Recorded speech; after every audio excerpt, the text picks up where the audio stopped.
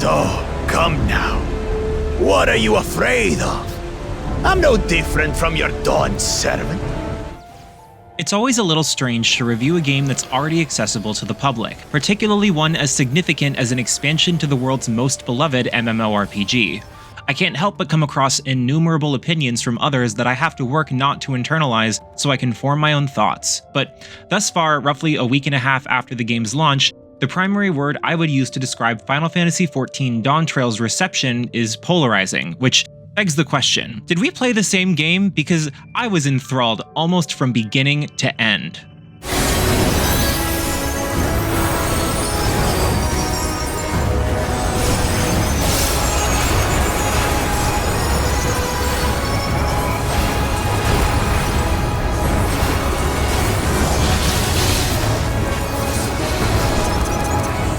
Just to establish at the top what I'm reviewing, I have completed the entire main scenario quest of Dawntrail, which I did with my existing main job of White Mage. I also played during the media tour as both of the new jobs, Pictomancer and Viper. I don't typically play DPS jobs though, and I felt it would be the easiest to compare my experience to other expansions by playing my personal favorite job. Both of the new jobs are about to see small updates anyway, so you can expect individual job reviews from me over the next several months once the dust has more or less settled on the changes. I also completed both of the new expert difficulty dungeons multiple times, unlocked flying in every zone, and at least attempted the new extreme fights. Dawntrail is a fresh start for Final Fantasy XIV in a lot of ways. Where the previous expansion, Endwalker, took full advantage of the previous decade of setups and world building, Dawntrail is a significantly more accessible story that tells the story of the Warrior of Light traveling to the South America-inspired continent of Tural to assist new character Wuk Lamat in her bid to become the next rightful ruler of her civilization. Effectively, this puts the player character in the back seat of someone else's story, which has easily been the most divisive element of the new plot, but I'm going to be honest, I thought this was a brilliant move. As of this expansion, the Warrior of Light is essentially a world-renowned walking god, with the salvation of multiple entire dimensions under their belt and a power level that most people couldn't even dream of. If the intention of Dawntrail was to soft reboot the story of Final Fantasy XIV, it makes complete sense to make the warrior a supporting player in someone else's story, with much lower stakes because the plot now needs to build itself up from the bottom again. And particularly in the first half, Dawntrail definitely feels much smaller in scope than Endwalker or Shadowbringers, but it easily makes up for this with its new cast.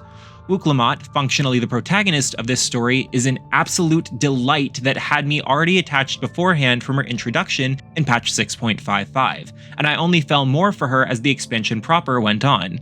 She's a tall, friendly lion lady with strong shonen protagonist energy, giving her a different vibe than the more reserved nature of much of the existing cast, and Sienna Breyer's performance brings her to life.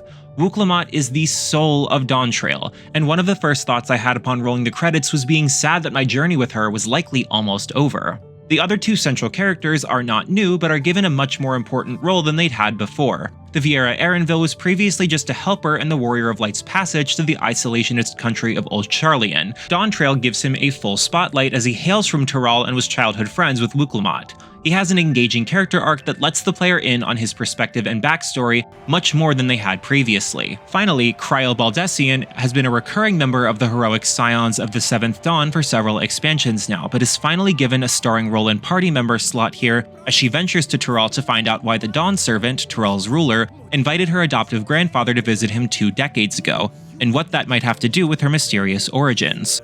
Cryle was infamously a glorified background character before now, but getting a full adventure with her finally gives her all the character development she deserves, and Gemma Lawrence gets to do a lot with the character. The rest of the new cast doesn't slouch either, from Wuk Lamat's father and current Dawn servant Gulul Jaja to her competitors for the crown and all the locals the party meets along the way. Every one of these characters was memorable to me, but without going into spoilers, I will say that all the other claimants were excellently plotted and incredibly performed. The land of Tural also strongly benefits from a wide variety of minor characters and the heavily increased level of detail in the landscaping, modeling, and texturing that Dawntrail features compared to previous iterations of the game. The story's first half sends the player on a journey to seriously engage with all of Tural's different but connected civilizations and peoples. It gives the player enough insight into how they all work and live to make them feel alive. Even a week after finishing the game, I remember every individual town and person I met, and given my ADHD, that's a serious accomplishment. Dawntrail's story can be split easily into two parts, and while the first half wraps up very well, the largest flaw of the expansion rears its head shortly afterward as the tale transitions in a much less conventional direction. While much of this content breaks from tradition and ups the ante in exciting ways, it also very rigidly adheres to the pattern set by the previous entries: 100 quests and 6 large playable zones. The first half ends with a major tease for what's about to happen, but a major momentum reset immediately undermines this, and the player will spend the next few hours in the expansion's 4th zone, which could have easily been completely excised from the story.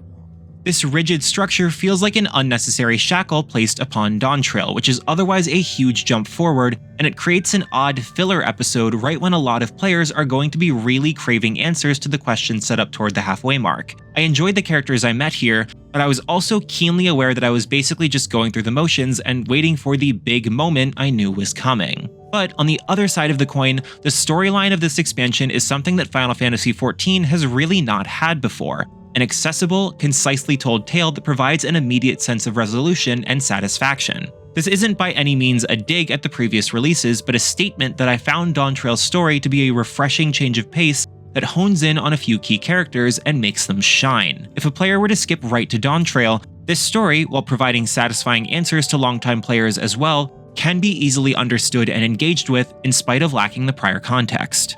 The second major element of this expansion, really the patch that it comes with as all players will benefit from it even if they haven't bought Dawntrail, is the game's first massive graphical overhaul. The entire game has gotten a fresh coat of paint, and the increased level of detail is especially apparent in the new zones. The heightened texture resolution allows the intricate patterns on much of the cast's clothing to come through clearly and spectacularly. That being said, not all the existing equipment has seen all the changes yet. There are still areas that could be improved. The shadows cast on characters can still look rather goofy and inconsistent, and I would have appreciated adding hair physics that would stop pre-designed characters from frequently clipping through their clothes. Last but certainly not least, an exciting change in Dawntrail is a step up in the difficulty level of the base content. For context, after the release of the Media Tour coverage, where a skilled group cleared the first dungeon with no healer, a small but vocal group of healer mains figured that this was going to be the average challenge level for the whole expansion, and began to organize a strike in protest. Rest assured, as a healer main myself, I don't think that the average player is going to be able to make it through most of its content without HP refills. After that first dungeon more or less reacquaints the player with the structure and a simple set of mechanics, every fight afterward was a serious but not unattainable challenge that was exciting to figure out. From what I've seen in person, this also helps to highlight the camaraderie between players that Final Fantasy XIV is famous for, as everyone I've met has been patient and eager to teach. I've always loved the process of new content coming out and tens of thousands of us learning how it all works together, and Dawntrail pushes players beyond what they've seen before in a way that I think only stands to unite them more. Dawntrail may not be as much of a reinvention of the wheel as it was made out to be.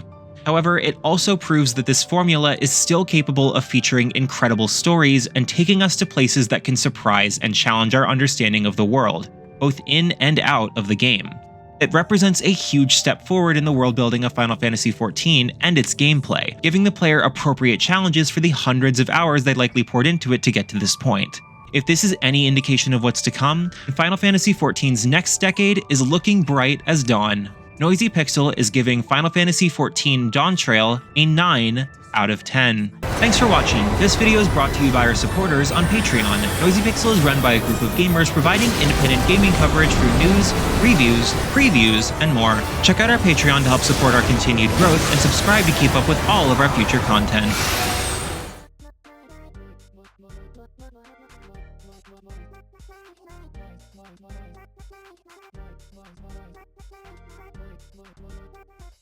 Noisy Pixel.